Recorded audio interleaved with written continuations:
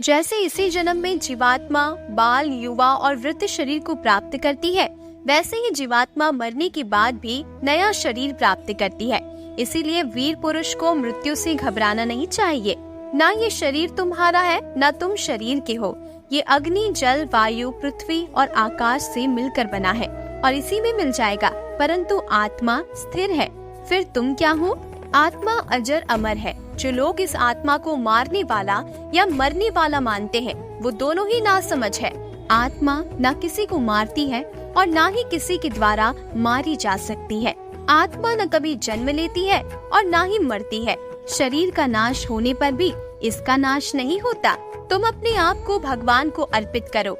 यही सबसे उत्तम सहारा है। जो इसके सहारे को जानता है, वो भय, चिंता और शोक से सर्वदा मुक्त रहता है। जैसे मनुष्य अपने पुराने वस्त्रों को उतार कर दूसरे नए वस्त्र धारण करता है, वैसे ही जीव मृत्यु के बाद अपने पुराने शरीर को त्याग कर नया शरीर प्राप्त करता है।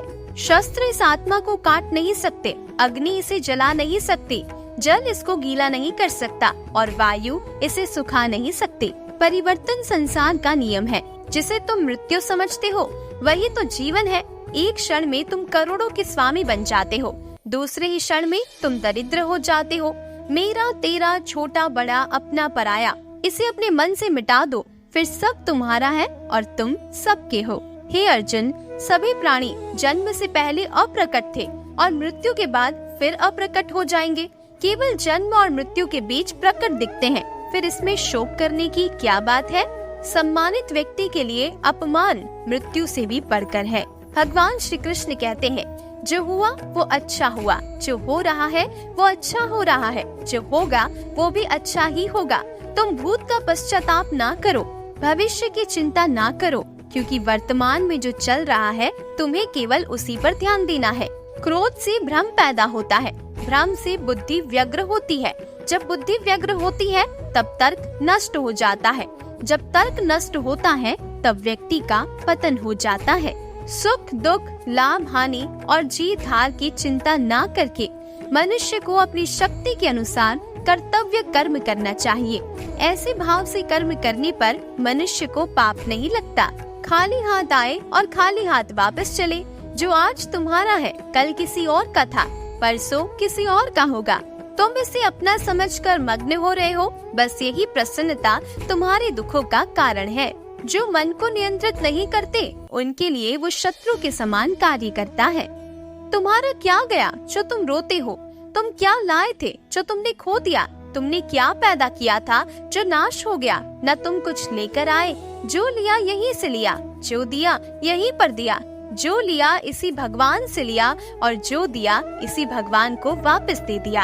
अगर आप अपने लक्ष्य को प्राप्त करने में असफल हो जाते हैं तो अपनी रणनीति बदलिए, ना कि लक्ष्य। ऐसा कोई नहीं है जिसने भी संसार में अच्छा कर्म किया हो और उसका बुरा अंत हुआ हो, चाहे इस काल में हो या आने वाले किसी भी काल में। फल की अभिलाषा छोड़कर कर्म करने वाला पुरुष ही अपने जीवन को सफल बनाता है।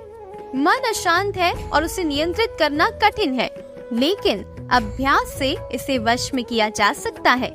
अपने कर्म पर अपना दिल लगाए, ना कि उसके फल पर। किसी दूसरे के जीवन के साथ पूर्ण रूप से जीने से अच्छा है कि हम अपने स्वयं के भाग्य के अनुसार अपूर्ण जिए। एक उपहार तभी अच्छा और पवित्र लगता है जब वो दिल से किसी सही व्यक्ति को सही समय पर और सही जगह पर दिया जाए, और जब उपहार देने वाले व्यक्ति का दिल उस उपहार के बदले कुछ पाने की उम्मीद ना रखता हो। मनुष्य अपने विश्वास से निर्मित होता है। जैसा वो विश्वास करता है वैसा ही वो बन जाता है। नर्क के 3 द्वार होते हैं, वासना, क्रोध और लालच। लोग आपके अपमान के बारे में हमेशा बात करेंगे। सम्मानित व्यक्ति के लिए अपमान मृत्यु से भी बदतर है। हम जो देखते हैं वो हम हैं, और हम जो है हम उसी वस्तु को निहारते हैं। इसीलिए जीवन में हमेशा अच्छी और सकारात्मक चीजों को देखें और सोचें। केवल मन ही किसी का मित्र और शत्रु होता है। जो चीज हमारे हाथ में नहीं है उसके विषय में चिंता करके कोई फायदा नहीं। हे अर्जुन, जब जब संसार में धर्म की हानि और अधर्म की वृद्धि होती है, तब अच्छे लोगों की रक्षा, दुष्टों का संहार और धर्म की स्थापना करने के लिए मैं हर युग में अवतरित होता हूँ। श्रेष्ठ मनुष्य जैसा आचरण करता है, दूसरे लोग भी वैसा ही आचरण करते हैं। वो जो प्रमाण देता है, जन समुदाय उसी का अनुसरण करते हैं। दुख से जिसका मन परेशान नहीं होता, सुख की जिसको आकांक्षा नहीं होती तथा जिसके मन में राग, भय और क्रोध नष्ट हो गए हैं, ऐसा मुनि ही आत्मज्ञानी कहलाता है। जो ज्ञान और कर्म को एक रूप में देखता है, वही सही मायने में देखता है। हर व्यक्ति का विश्वास उसकी प्रकृति के अनुसार होता है। हे अर्जुन, हम दोनों ने कई जन्म लिए हैं, मुझे याद है, लेकिन तुम्हें नहीं। मन की गतिविधियों, होश, श्वास और भावनाओं के माध्यम से भगवान की शक्ति सदा तुम्हारे साथ है और लगातार तुम्हें बस एक साधन की तरह प्रयोग करके सभी कार्य कर रही है। कर्म योग वास्तव में एक परम रहस्य है। बुद्धिमान व्यक्ति को समाज कल्याण के लिए बिना आसक्ति के काम करना चाहिए। जो व्यक्ति आध्यात्मिक जागरूकता के शिखर तक पहुंच चुके हैं, उनका मार्ग है निस्वार्थ कर्म। जो भगवान के साथ संयोजित हो चुके हैं, उनका मार्ग है स्थिरता और शांति। जब वे अपने कार्य में आनंद खोज लेते हैं, तब वे पूर्णता प्राप्त करते हैं। वो जो सभी इच्छाएं त्याग देता है, मैं और मेरा की लालसा और भावना से मुक्त हो जाता है, उसे ही परम शांति प्राप्त होती है। हे अर्जुन, मैं भूत, वर्तमान और भविष्य के सभी प्राणियों को जानता हूँ, किंतु वास्तविकता में कोई मुझे नहीं जानता। भगवान श्री कृष्ण कहते हैं, मैं सभी प्राणियों के हृदय में विद्यमान हूँ।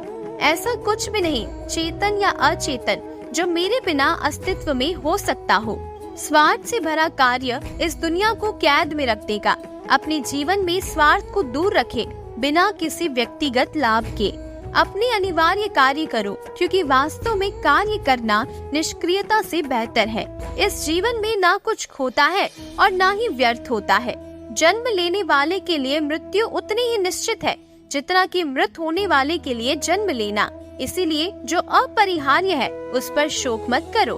भगवान या परमात्मा की शांति उनके साथ होती है जिसके मन और आत्मा में एकता हो, जो इच्छा और क्रोध से मुक्त हो, जो अपने खुद की आत्मा को सही मायने में जानता हो।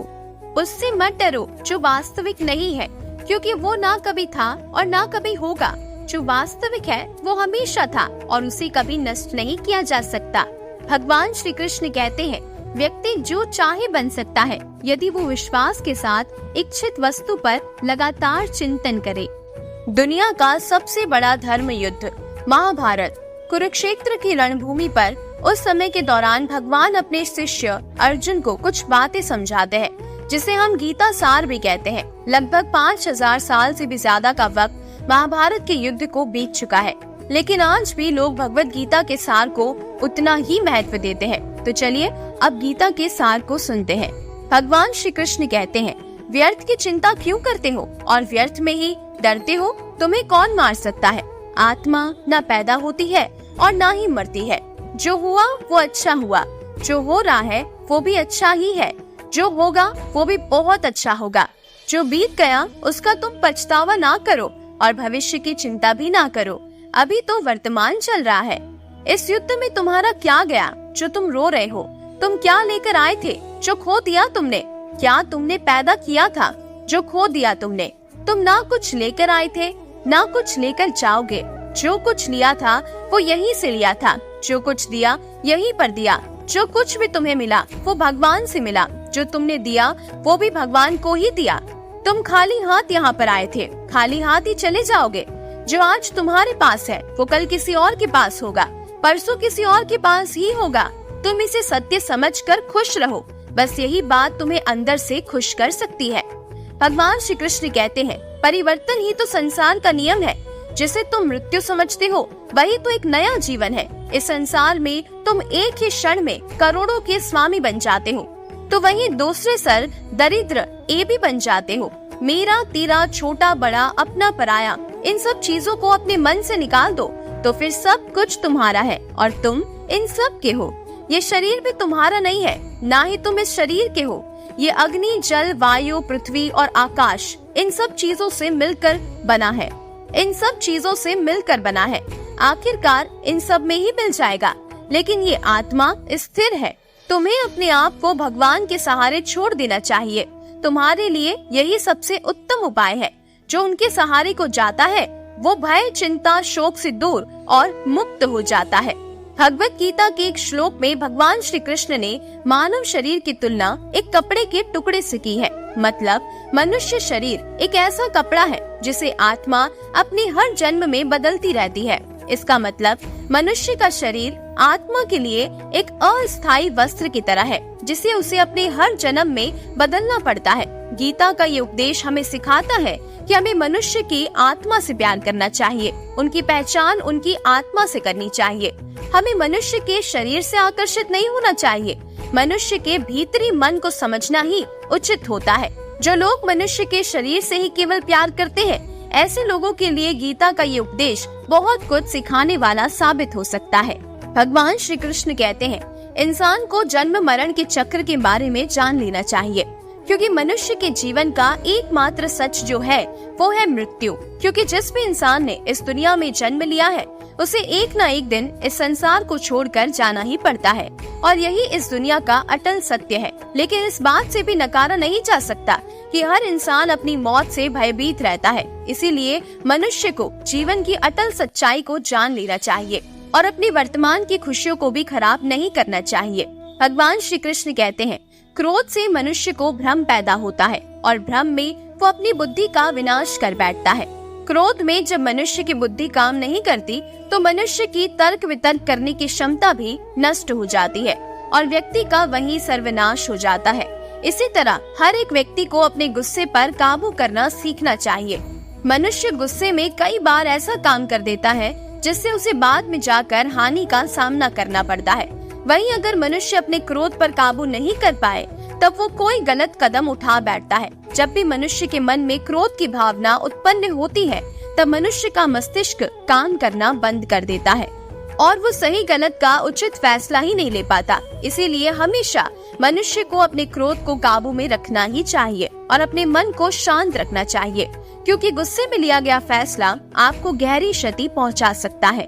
भगवान श्री कृष्ण ये भी कहते हैं कि कोई भी व्यक्ति अपने कर्मों को नहीं छोड़ सकता, जिसका मतलब है कि व्यक्ति साधारण समझ के साथ अपने कर्मों में लगे रहते हैं। उन्हें अपने कर्म से हटना या उन्हें छोड़ना नहीं चाहिए, क्योंकि यदि वो ऐसा करते हैं तो वो कभी ज्ञानवादी नहीं बन सकते। वहीं अगर मनुष्य अपने कर्मों से पीछा छुड़ा ले और अपने कर्म करना बंद कर दे तो वो अपने रास्ते से भटक जाता है। संसार का नियम है जिसके मुताबिक मनुष्य को अपने कर्मों को करते रहना होगा। जो व्यक्ति अपने कर्मों से बचना चाहता है या वो अपने कर्मों को बंद कर देना चाहता है, ऐसी परिस्थिति में वो मनुष्य मन ही मन में डूबता चला जाता है। अर्थात जिस व्यक्ति का जो स्वभाव होता है वो उसी के मुताबिक अपने कर्मों को करता है और उसे करना भी चाहिए। गीता के सार में मनुष्य के देखने के नजरिए के बारे में भी कुछ बातें बताई गई है। इसमें लिखा गया है कि जो व्यक्ति ज्ञान को और कर्मों को एक रूप में देखता है उस व्यक्ति का नजरिया सही है। अज्ञानी पुरुष के पास ज्ञान नहीं होता, इसी वजह से वो हर किसी भी चीज को गलत नजरिए से ही देखते हैं। गीता के सार में ऐसे मनुष्य के बारे में भी बात की गई है जो मनुष्य अपने मन को काबू में नहीं रख पाते। ऐसे लोगों का मन इधर से उधर भटकता रहता है। ऐसे मनुष्य का मन उसके लिए शत्रु के समान कार्य करता है, क्योंकि मन व्यक्ति के मस्तिष्क पर बहुत गहरा प्रभाव डालता है।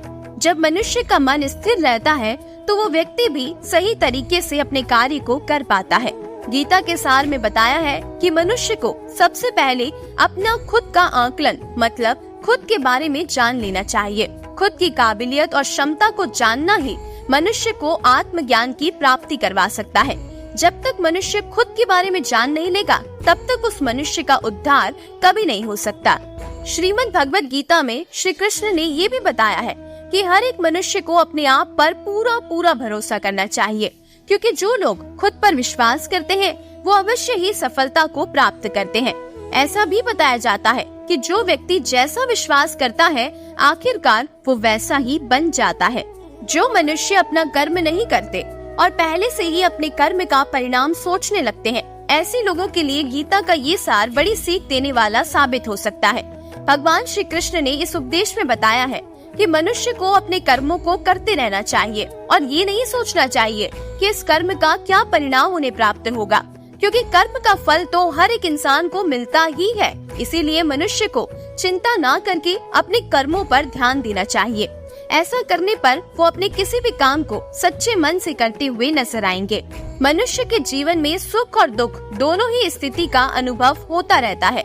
सुख की स्थिति में मनुष्य ज्यादा ही प्रसन्न हो जाता है, तो वही दुख की स्थिति में मनुष्य निराशा महसूस करता है। इसीलिए सुख और दुख दोनों ही स्थिति में मनुष्य को अपने मन पर काबू रखकर उसे स्थिर रखना ही योग कहलाता है। जब कोई भी मनुष्य सांसारिक इच्छाओं को त्याग करके फल की चिंता ना करे, अपने कर्मों को करता रहे, तो इसी स्थिति को मनुष्य योग में स्थित है ऐसा कहा जाता है। जो मनुष्य अपने मन को काबू में कर लेता है, उस मनुष्य का मन ही उसका सच्चा मित्र बन जाता है। लेकिन जो मनुष्य अपने मन को काबू में नहीं कर पाता, उसके लिए उसका मन ही उसका सबसे बड़ा दुश्मन साबित होता है। वहीं जो मनुष्य अपने मन पर विजय प्राप्त कर लेता है, उसे परमात्मा की प्राप्ति हो जाती है। इसका मतलब जिस भी मनुष्य को ज्ञान की प्राप्ति हो जाती है, उसके लिए सुख दुख, सर्दी गर्मी और मान अपमान सब एक समान हो जाता है। गीता में बताए गए इस उपदेश को अगर कोई भी व्यक्ति सच्चे मन से अपने जीवन में पालन करे, तो अवश्य ही वो व्यक्ति एक सफल इंसान बन सकता है। जो लोग पूरे विश्वास के साथ अपने लक्ष्य को पाने के लिए कोशिश करते रहते हैं, वो निश्चित ही अपने लक्ष्य को पा ही लेते हैं। इसके लिए किसी भी मनुष्य को अपने लक्ष्य को पाने के लिए लगातार और निरंतर कोशिश करते रहना चाहिए। भगवान श्री कृष्ण ये भी कहते हैं कि किसी भी व्यक्ति को तनाव और चिंता से दूरी बना कर रखनी चाहिए, तभी जाकर वो एक सफल इंसान बन सकता है। क्योंकि मनुष्य को सफल होने में तनाव एक बाधा की तरह कार्य करती है। श्रीमद् भगवद गीता में भगवान श्री कृष्ण ने अपने एक उपदेश में ये बताया है कि मनुष्य को अपने कामों को प्रथम प्राथमिकता देनी चाहिए। सबसे पहले अपने जरूरी कामों को पूरा करना चाहिए, उसके बाद ही किसी और का काम करना चाहिए। अन्यथा दूसरों का काम पूरा करने के चक्कर में वो मनुष्य अवश्य ही अपना कार्य ही पूरा नहीं कर पाता। भगवान श्री कृष्ण ने कहा है, संसार में एक ही भगवान के अनेक स्वरूप हैं और संसार में लोग भगवान के अलग अलग स्वरूप की पूजा भी करते हैं, क्योंकि वो उनकी अलग अलग शक्तियों पर भरोसा करते हैं। लेकिन मनुष्य को इस बात का ज्ञान भी होना चाहिए कि सभी भगवान एक ही भगवान का स्वरूप है, अर्थात ब्रह्मांड में जितने देवता हैं, वो सारे ही देवता एक ही भगवान का अनेक स्वरूप है, जिनकी मनुष्य कभी पीपल के रूप में पूजा करता है तो कोई पहाड़ के रूप में। लेकिन सत्य तो ये है कि सारे देवी देवता एक ही भगवान का स्वरूप है। भगवान श्री कृष्ण कहते हैं, जो मनुष्य अपने सभी काम में मन लगाकर अपना कार्य करते हैं और छोटे से छोटे कार्यों में भी खुशी ढूंढ ही लेते हैं, वो लोग निश्चित ही अंत में सफलता को प्राप्त करते हैं। वहीं दूसरी तरफ ऐसे मनुष्य भी होते हैं जो अपने काम को बस एक बोझ समझकर बस पूरा कर देना चाहते हैं और अपने किसी भी काम को पूरा सही ढंग से नहीं करते, तो ऐसे मनुष्य हमेशा ही अपने जीवन में पीछे रह जाते हैं। भगवान श्री कृष्ण बताते हैं कि मनुष्य के लिए किसी भी चीज की अधिकता उनके लिए हानिकारक साबित हो सकती है। ये किसी भी प्रकार की अधिकता हो सकती है, कड़वाहट हो या फिर मधुरता, खुशी हो या गम। हमें कभी भी किसी भी चीज की अति करना हमारे लिए नुकसानदायक साबित हो सकता है। जीवन में संतुलन बनाए रखना बहुत जरूरी है। जब तक मनुष्य अपने जीवन में संतुलन नहीं बनाएगा, तब तक मनुष्य अपने जीवन को खुशी से व्यतीत नहीं कर सकता। इसीलिए मनुष्य को अपने जीवन में किसी भी चीज को ज्यादा करने से सदैव बचना चाहिए और जीवन में संतुलन बना कर रखना चाहिए। भगवान श्री कृष्ण अपने गीता के सार के माध्यम से एक बहुत बड़ी ज्ञान की बात कहते हैं। जो मनुष्य बहुत मतलबी होते हैं और उन्हें बस अपने मतलब से मतलब होता है, वो अपना मतलब पूरा करने के लिए कुछ भी कर सकते हैं। उन लोगों का कभी भी भला नहीं होता। आपको ये बात जाननी चाहिए कि मनुष्य का स्वार्थ उसे अन्य लोगों से दूर ले जाकर नकारात्मक स्थिति की ओर ले जाता है, जिससे वो व्यक्ति संसार में अकेला रह जाता है। वही गीता में ये भी कहा गया है कि एक स्वार्थी व्यक्ति शीशे में फैले धूल की तरह होता है, जिसकी वजह से वो व्यक्ति अपना सही प्रतिबिंब कभी नहीं देख पाता। इसीलिए किसी भी व्यक्ति को अगर जीवन में खुशी पूर्वक अपना जीवन व्यतीत करना है, तो अपने स्वार्थ को कभी भी अपने पास नहीं आने देना चाहिए, क्योंकि एक स्वार्थी मनुष्य दोस्ती में भी अपना स्वार्थ निकालने की ही कोशिश करता रहता है। इसीलिए जीवन में ऐसा मनुष्य बने जो अपने साथ साथ लोगों की भलाई के बारे में भी सोचे। तभी जाकर वो मनुष्य एक सफल और खुशी पूर्वक अपना जीवन व्यतीत करता हुआ नजर आता है। तो ये थी भगवान श्री कृष्ण के द्वारा दी गई भगवत गीता के सार में से कुछ महत्वपूर्ण बातें।